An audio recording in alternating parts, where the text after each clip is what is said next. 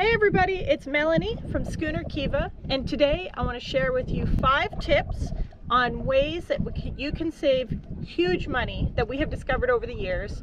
And if you stick around to the end, we have one extra tip that has honestly saved us thousands of dollars over the years, in all honesty.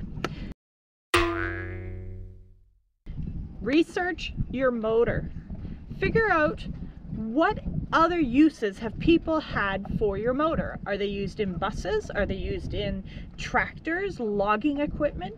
Because then you can go to those stores, those industries, and probably get your motor parts way cheaper. For example, ours is a British motor company, BMC Motor. Apparently ours has been used for 40 years in tractors and in canal boats or narrow boats in England. We just ordered a part from a local tractor company. Ford Lehman, that's another very common motor, at least around here in British Columbia. Ford Lehman, you can find them in old farm tractors, farm equipment, buses, excavators. So go searching, you never know what you're going to find.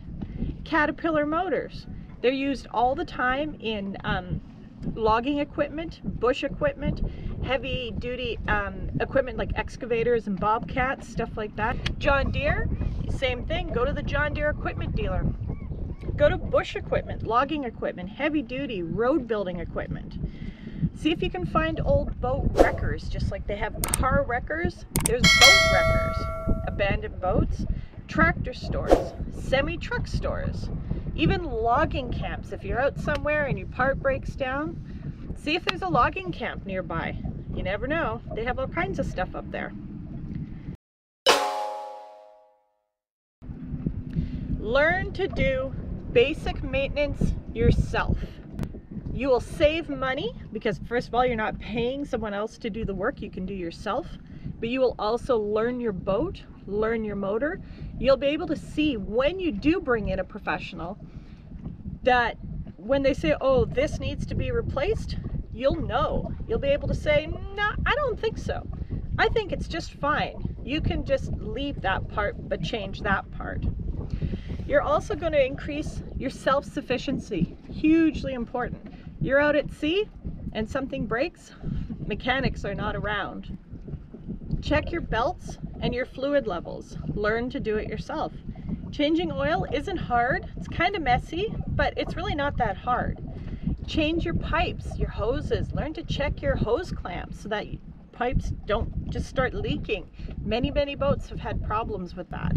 Use vinegar to clean your saltwater head. So if your toilet, you find you're having problems with it, there's a reaction between the urine and the salt water and creates calcium. And that will plug up your pipes like nothing else. Throw some cheapy white vinegar, see,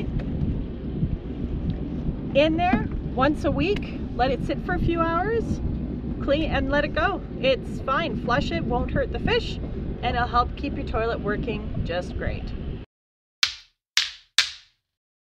Shop at hardware stores and dollar stores.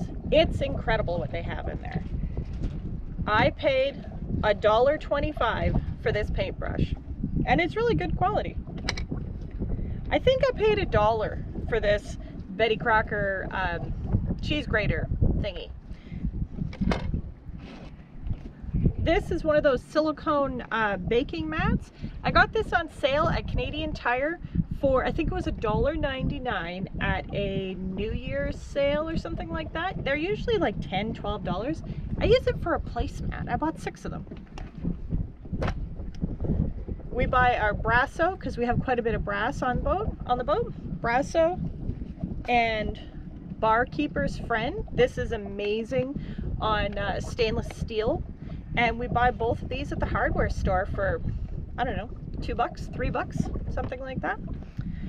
Any cleaning that we do is vinegar, cheap old white vinegar, and Dawn soap. You can also buy plumbing pieces, hoses, fittings, hose clamps, all that kind of stuff. Buy it at your local hardware store and it will be quite a bit cheaper in all likelihood than going to a marine store. Shop at commercial fishing stores. Fishing crews, they're so hard on their gear. Both Neil and I did commercial fishing for a little while, and it is brutal conditions. It is hard work, and the quality of your gear has got to stand up to it. This is a jacket by Grundens, I think I'm saying the name right, that we bought when Neil was out crab fishing, or no, he was salmon fishing out on the Alberni Inlet. This thing, we argue over who gets to wear it. It has fleece-lined pockets, has neoprene cuffs, a rubberized body and sleeves, a hood. He has literally had waves crashing over his head when he wore this, and was soaking wet, and he was still warm on the inside of the jacket and dry. This jacket, I wish we had bought two, but you know, sometimes the gear is a bit more expensive. I think we paid probably $200 odd for that, but that was 6 years ago, I think. That the gear is amazing. Go to a commercial fishing store, go to a dock, ask the fisherman, where do you get your good gear from? And it will be much better quality than what you'll buy at a West Marine or a boating store in general. Go to the experts. If you're having a problem with your alternator or your starter, don't go to a marine store. Go to a starter shop, an alternator shop. They are professionals, they are experts. They will know your motor. They will know what you need to do and what kind of a starter or alternator you will need.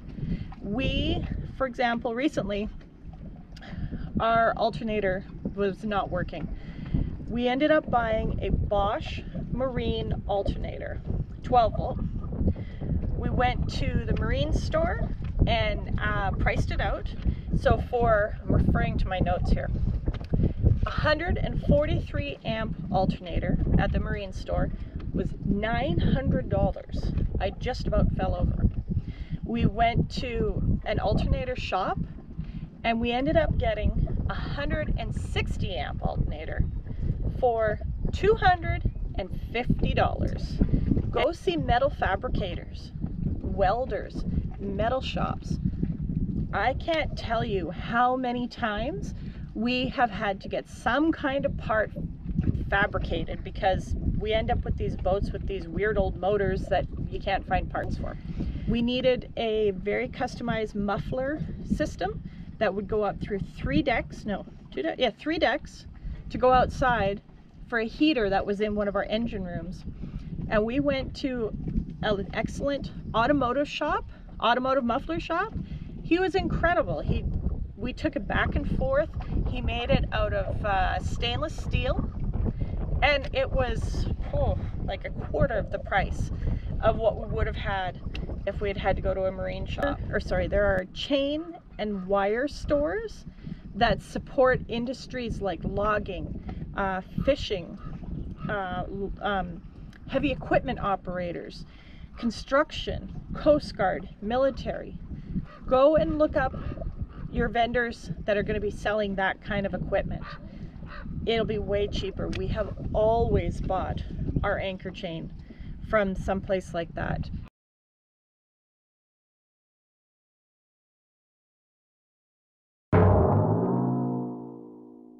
Go and make friends with your local semi-truck store and your automotive parts store.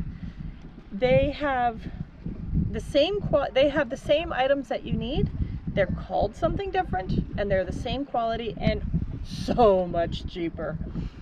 We recently bought a temperature gauge, the inside steering helm, and when we went to the marine store, I paid $160 for a temperature gauge. It was watertight, sealed, I don't know, had all the right doodads on it. I went to our local semi-truck store, showed it to them. They gave me the same thing for $40. You can guess which one went back to the store. You need lights for your boat that are waterproof marine housings. Well, we learned a while ago, if you go to the marine store, $100, $120, whatever. Or go see your local semi-truck store and you will pay $14.99 for the same light. They're waterproof, they're in a rubber housing, they're meant to be on the outside of trucks getting salt and snow and ice. We have one that is attached to the front of our dinghy, our powerboat. It's at least 3 years old. It gets banged and crashed, rain, snow. Lasted 3 years. It'll probably keep working until the little mounting rusts off and we have to get a new one. But for $14.99, I'm okay with that, you know? It's all right. Anyways, thank you so much for hanging around, watching the video. I appreciate it. I really hope this will save you some money. Let us know in the comments if this was able to help you at all, if you saved some money. Subscribe, maybe a little thumbs up, that would be awesome. And stick around for some more videos. Thanks guys, bye.